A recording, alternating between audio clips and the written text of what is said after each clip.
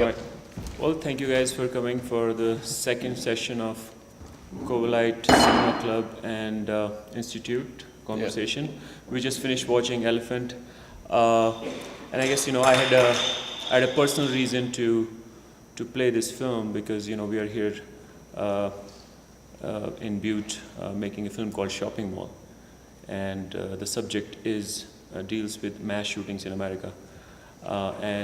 In my opinion, Elephant until now has been sort of one of the most important film ever done on the subject. So that's sort of the personal reason to watch Elephant and talk about it. So Don, I kind of want to start from mostly asking about probably the style of this film. Columbine shooting, same time, Michael Moore is making a film, Bowling for Columbine, a documentary, very, very different approach in terms of, his what you should say, his, as a director's viewpoint on the subject, right? And here you see Van Zandt taking an approach which is very sort of cinema verite, very sort of observational, but on one hand, you can say it's very documentary-like also. I'm just observing, I'm just looking at these people, but it's hard for us to say, does he have a viewpoint, right, or not? So we'll come to that, but mostly talk to me a little bit about what you think about his style in terms of this, including, the way he used the camera, what he's doing with the editing. Are there any characters in the film at all? If they are, how do we see them as people? We see them as characters. What kind of script it is? So just, whatever. What's your take on it? I like the style of it. I think it's, you were mentioning Kurosawa when we were up there watching it, and to me it reminds me of Slacker, but with mass murder at the end. I like the way that, it picks up from a character and then we follow that character and then we intersect with another character and then we follow that character. And, I think it's a neat little way to show, just kind of how small our worlds are and how everything kind of intersects and, just how, we don't think of one event affecting a lot of change, but you see these characters and they're always intersecting in each other's lives. So, I think that's a neat way to go about it, rather than just following one main character and, we see, like this much of what they do. And, I think when we just let the camera kind of go and we just follow people, I think it's a very powerful way to get into the lives of those characters. You were saying, is there a character in here? And I think you connect with everybody who has a point of view in this film, whether it's John who's, driving his drunk dad so he can go to school, or Elias, the photographer kid, Michelle, Benny, John, Eric and John, and then you had Carrie and Nathan. And, I think those are all kind of archetypes that, we see in American high schools, or at least it was in my high school. To me, this really just reminds me of, my last couple of years in high school and wanting to get out and just, I didn't go to college, I went into the military first, so I had a different road. But, I think there's always that pressure, teachers are like, if you can't do this in high school, how are you ever going to make it in college, and college was a breeze. I think part of the reason why I went into the military first was because my teachers scared me to going to college. And then after the military, everything just seemed easy, so. I do think there's definitely characters involved here. There's not really character development so much, but there's definitely characters, we connect with them. There's so many of the characters that are in here that, were part of my life when I was in high school. So to me, it was just like, it was a flash, back in time. And I saw this in You know, it came out in, I think, 99 or No, 2000. 2003. Yeah. The first time I saw it was 2006, and it was at Portland. Yeah, it was a completely different movie than anything that I've experienced up to that time in film. Right. And I really wasn't that much into film at the time. Yeah, it was something that I think actually helped me leap from mechanics and engineering into film. Right. I'm glad the few things that you mentioned here is one is sort of the interconnectedness, right? Which I think Van Sant is playing in a very key way. I mean, he's definitely showing us that how everything is connected, but we are kind of oblivious of what's around us. So I think that's his very hitting the core with that, and sort of this mundaneness, right? I mean, we have characters, but we are just watching these people, right? We're watching the ordinary things that they're doing. So you're right in saying that when Hollywood will construct characters, or the sort of classical cinema construct characters, we know what their crisis is, we know what their problems are, we know what their desires are, we know what their goals are. We understand all those things, and hence we call them as characters and we get behind them. But here, he's not even telling us anything about this person. He just gives, like our jock character, right? Yeah.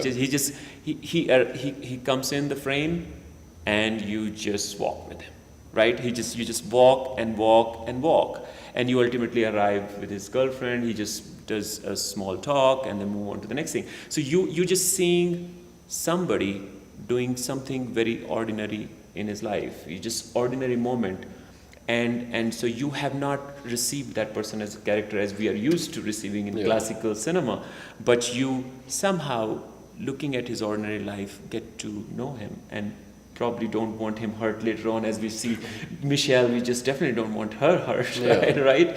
Because she's going through her problems. So yes, I mean, he definitely has given us insight, and so right in saying, like, these are archetypes, high school characters. Like, it's like he's really picked up archetype characters for us to give just this view of what really probably happens every day in school life. You're saying it's these characters' mundane, kind of processes that we're watching, but it's one character's, or two characters, I guess, in the mix here, extraordinary, processes that are going on around all the mundaneness. Right. I think that's the main difference between, this and Slacker. Slacker, it's all about the mundaneness of it, and you get into the mundaneness and you're just there. You're just following a day where everybody kind of intersects, and there's not really so much of a climax to it. Whereas here, there's a definite climax to it. Right. There's definitely something like in the slow pacing of the film, where we do get to spend time with these characters, and we get to connect with them through these, archetypes of, our past or present, depending on how old we are. And,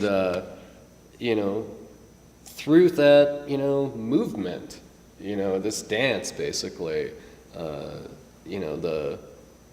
crescendo at the end is this incredible, violent kind of reaction. Right. I mean, so there is definitely, he has an extraordinary event that he's dealing with. Yeah. And there are people that are going to do an extraordinary event in the film, and hence he's definitely playing with a subject. But what I see as really bold for a filmmaker is to do is, like they say, it's the toughest thing for a filmmaker to do is not do anything at all. Yeah. So he takes that extraordinary event, but he then attempts all along very successfully making it very ordinary. Yeah. Right. And I think in somewhere in doing that, he's also very clearly hinting at the sort of, and I think that's one most poignant thing that I take from the film, is this casualness of violence. Mm-hmm. So it's like everything is just casual. So as an audience, he has also brought us into this very casual kind of environment with everything, and everybody is doing,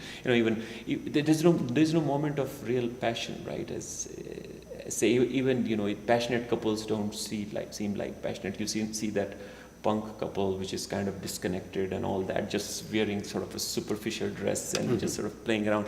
But it's just like everything is just casual, mundane, ordinary. And including the violence. Yeah. Buying guns on computer is just like Amazon DVD that you have bought, and have fun. Yeah. It's like his statement. Let's just have fun with it. So death, violence, everything is just so casually representing, and I think that is probably one of the most important statement in the film, that violence has become casual. For everybody. Yeah. What do you think of that? I think that's, correct. Especially the way it's displayed. We were talking about, the mundane and then this incredible event. But for the two that are carrying out, it's really not an incredible event. It's the plan. So, but everybody around it, in their mundane processes sees it as, something incredible, something violent, something, chaotic. Right. But to the people in it, this is Tuesday. So this is what we planned for. We're going to do it. We hit here, here, and here, So it's not unlike going to school, It's like we have history at 7. We got to go into the library at 8. We got lunch at 11, and then we shoot up the school at noon. So, he successfully paces everything out to, just to swim in that pool of mundaneness. Cool. I guess he does that very well. But so what I want to get next is this. I think anybody who makes a film on mass shootings, including the documentaries or any fiction, always the biggest question I think any filmmaker deals with is why is this happening, right? Why mass shootings are happening in the country, and I guess audience also somewhere going there to probably looking for some answers and stuff like that. Does he give us any answer why it is happening, and what do you think his take on it is? You can point to say, well, it's because they were bullied, or anything that they did during their day, people are going to point to it and they're going to be like, oh, it's because of this, But I think, why anybody does it is a personal question, and it's going to be different for each person.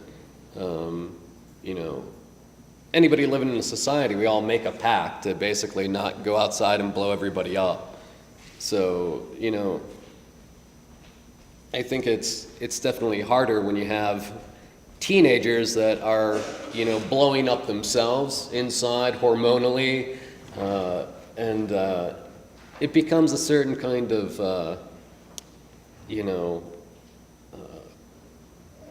gray area, I guess. That's why the military takes people at 18, not 30.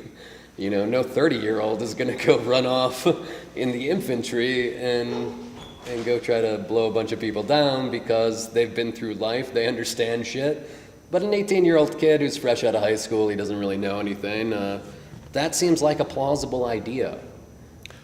I think age is a definite kind of thing in these events. No, I definitely, mass shooting events has been done by different people of different ages and races and religious affiliations and all that.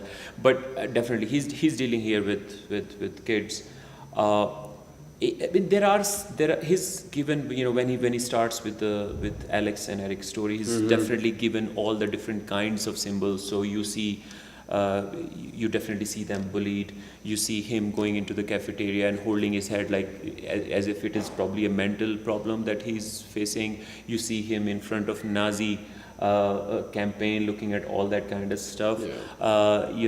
You even see them having sort of gay moment. Yeah. So whatever you want to make of it or not, but I think he's sprinkling all the answers that, pundits try to give, that this is why mass shooting is happening. He leaves those symbols there, but I don't think he's saying, okay, any one of that, right? Yeah. Probably I think he's smart enough to understand that there is never, an answer. There is never never gonna be a straightforward, simplistic answer to this. It's what we need to probably be doing is experiencing this and trying to understand the interconnectedness of it, trying to understand the sociological issues around it, and so many of those, not just one. So I think he just kind of chose from the very get-go. His whole approach was to stay away from any answer. I mean, he even have those weather shots. So it's like, and I was listening to one of his interviews. Like, probably weather did it that day for them. You know what I mean? I mean, it's like how do you really try to get to an answer that what's causing it? Yeah. We can open it up a little bit. Does anybody in the audience have any questions or statements or anything about the film? I like how his point of view switches. Because initially, for a while, you're behind them. People are going to perpetrate this horrible event. And then all of a sudden, you're in the school, and then you're right in front of them. So I like that transition. Because now you can feel part of being that, in that surreal situation. But it's amazing that you mentioned the sort of the point of view shot, because I think he's used that through and through, right? You see, he puts first audience behind the characters. So he's just like, okay, just follow them, just kind of be them. He just gives that many times. I like that they didn't do as much character development with that, because you were more of the observer and there, present. Right. Yeah. The only character development is the interaction between everybody. Right. Right. I mean, even the video game shots, right? I mean, he puts you. He also at times put audiences in the shoes of the people who are perpetrating the violence. So he's. In the scene where they're driving to the school, you're in the back seat. Yeah, exactly. You get to the school and then you're in front of them. Right. And interestingly, that's the only place he puts you inside the car. Otherwise, he keeps when it comes to John, he's not going to put you inside that car. He keeps you outside that car. But that moment, he takes you inside that car, just to witness it from that spot. In the back. I feel that the director, he puts scenes in there and situations and things like that for you to base your own opinion on why violence happened. Is what it was. I mean, he didn't tell you exactly why this was going on, but he had different situations, different, deals going on to where you could base your own opinion on why this is going on. It becomes, in a little bit, kind of like a choose your own reason why the violence happened scenario. Yeah. He pretty much, to audience, gives a loaded gun and says, shoot wherever you want to shoot, right? It's pretty much, it's like, it's you to decide, who you want to blame this on. Yeah. I like the title Elephant. It reminded me of the elephant in the room, and I thought there were many scenarios, like the first one with the son having to be the father, so to speak, drive the dad, or the girl that didn't want to wear the gym shorts. I was assuming she was cutting or something, or anorexic, and the girls, that were obviously bullying men, etc. And that was interesting to me too, because I saw Diane Keaton was involved with the film. I know she was bullying for many years. Right. But yeah, it seemed like in each case there was an elephant in the room. Yeah, definitely. Yeah, and FYI, so Alan Clark made a film earlier, I think it was '94, which was called Elephant also, and was a TV movie, and it dealt with IRA and violence and all that. So he was definitely inspired with that, and also the cinematic style you will see is kind of a reference to that, following the serial killers in that movie and just watching them killing. But so there was another reference to elephant, which was like it's like if a blind man touches a different parts of elephant, they think it's something else, and so that's also the reference that Van Zandt was going with, along with, of course, Elephant in the Room. Yeah, yeah. What are your thoughts? They obviously enter the school and there's really no rhyme or reason to who they are killing. But at the same time, as they're entering the school, they tell the individual, leave and don't come back in. So it shows a little bit of caring there that they want him to leave, but yet when they enter the school, it's a free-for-all on anybody. What are your thoughts on that? I didn't quite clearly get the question. He was saying, so when John was leaving the school, the kid in the yellow shirt, you know, with the dad and everything, so he was leaving and he sees him, he's like, what's going on? They're like, get the hell out and don't come back, shit's going down. Right. And, you know, he was asking, you know, about the impact basically of that moment, you know, because once they get inside the school, they're not letting anybody go. Right. It's all about the body count. Right. And I think, you know, that was like them reaching out to another, like, kid who's definitely troubled. And, you know, it's not like he didn't go, you know, running up to him and stuff like that, but you could tell, like, he knew them, he knew who they were, and he was like, guys, what's going on? And they're like, get the fuck out. And I think it's, you know, it is something, you know, a little bit humanizing in their character, where they can still see, you know, they see the battlefield and then they see kind of non-combatants in a way. It just goes from 0 to 60. So Yeah.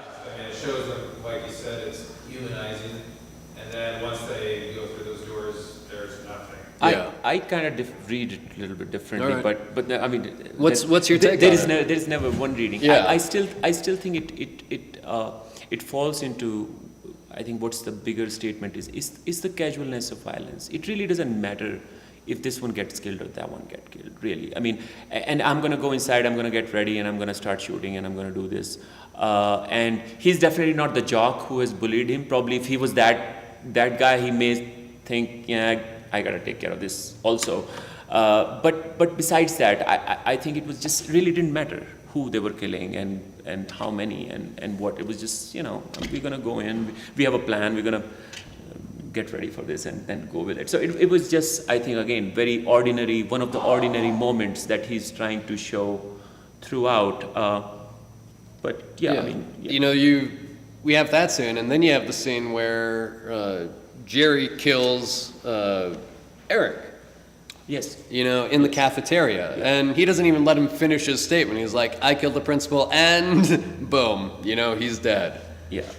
And so, you know, you have one moment where we see, okay, maybe he's a little bit human, and then you have this moment where, no, we understand, like, this guy's not letting anybody go in this, not even his partner, basically. You know, so everybody inside the arena, fair game. Charles, you want to say something? Yeah, I like the long, elongated shots that, I mean, you pretty much walk the whole hallway with them.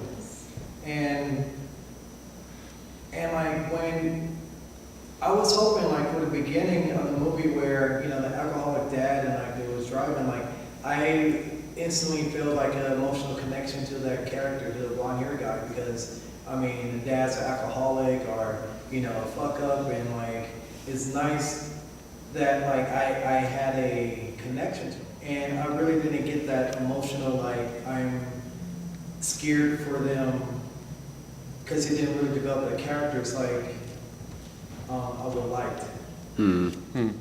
One important thing I think you mentioned is about the father and the adults in the film, which is, I want to say, like any adult that you see in the film, from the principal to the father, it's just like everybody is so inept. Everybody, they don't have any control, they don't have any power, they're all kind of, and I think there is a statement from him. There's like, you don't see any adult who in this world can save anything or anything, and there is that emotional disconnect in these kids, even with their parents, with everybody, right? There is no emotional connection with anybody who's elder to. Well, I got a question for you now. So watching this film and then, you know, you're about to go on to your sophomore film, which is also about mass shootings.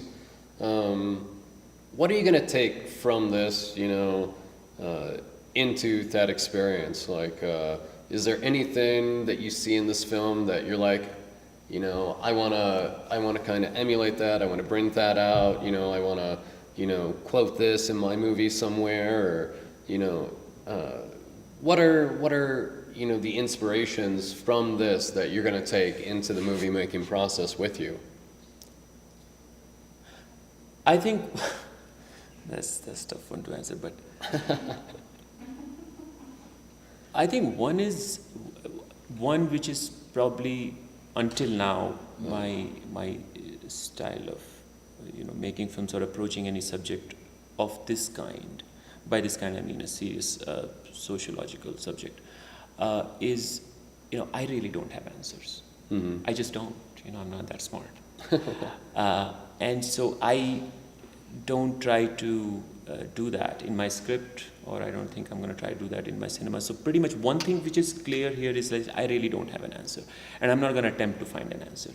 So that's one for sure, which I didn't do in Unfreedom either. So it's more about sort of experiencing that world.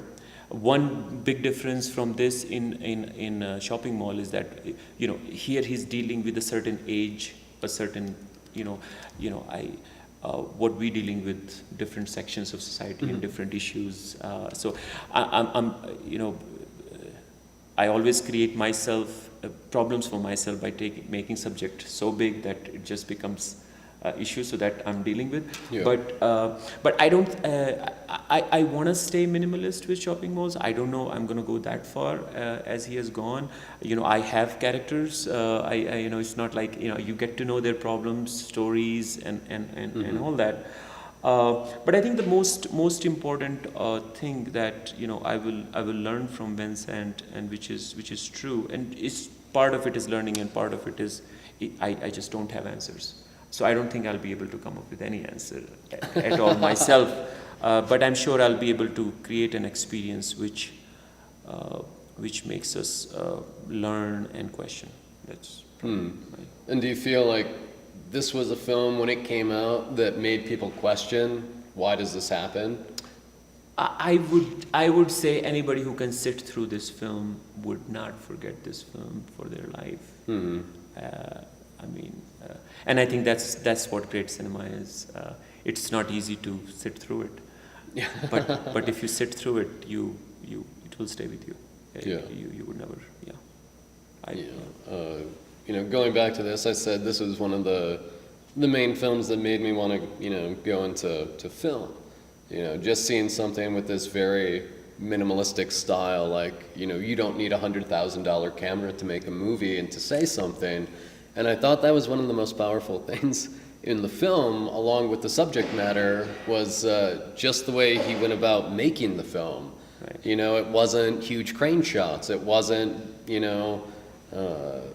huge, Bad Boys 2 explosions. You didn't have that. You had this very quiet, slowly paced film that.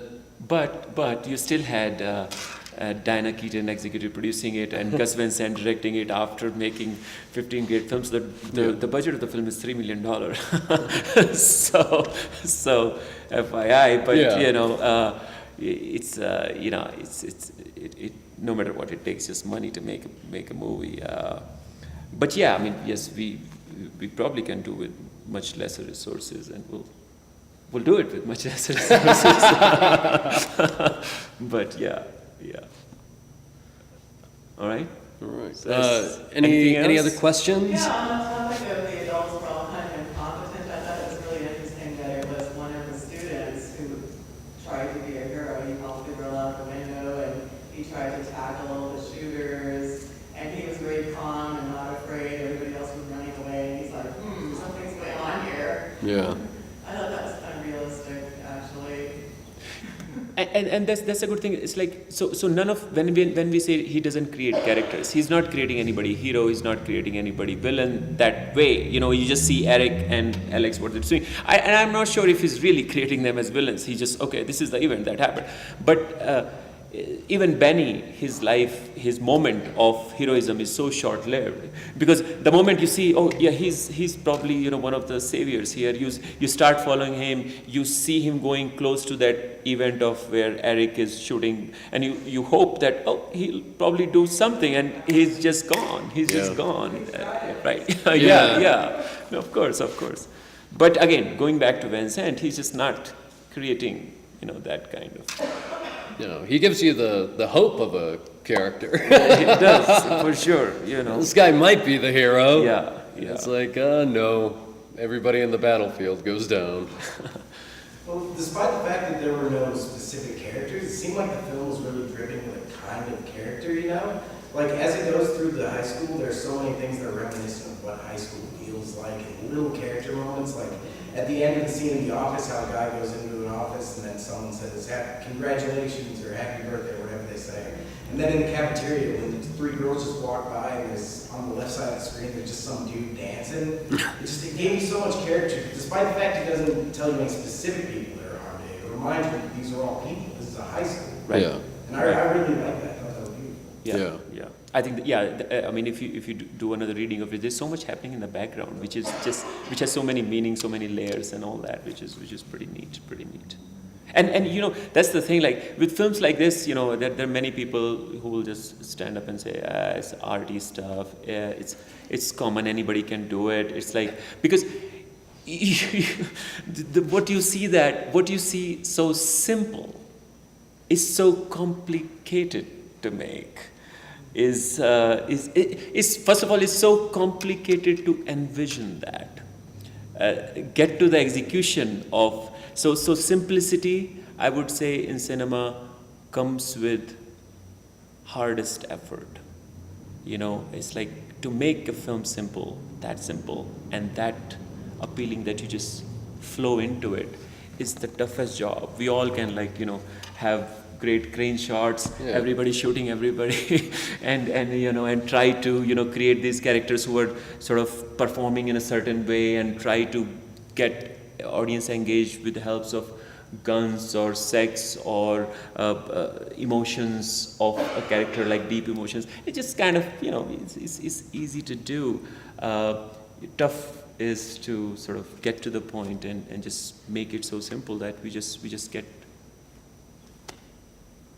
flown into it pretty much. You're just kind of flying into it. Yeah. You know, I imagine myself flying into the very first shot, and I think he does that. Vincent does that many times. You look at his first film, Jerry. He has this like gliding shots of camera behind the car. You know, he's just making you kind of fly with it and just kind of come to my world, come watch my film like this. You know, just enter it like this, flying, and just then, yeah, that's beautiful. Yeah. Right. Cool. All right. Well, thank you guys all for coming for our second installment. Thank you very much. And we'll be back next Thursday. Do we have a movie for next Thursday already? I don't know right now. I'm talking to Susan Fink. Probably she's going to do the next week. But all right. Yeah. So stay tuned. Check the Facebook page. Please come watch the next session. Thank you. Yeah. Bye. Thanks, guys.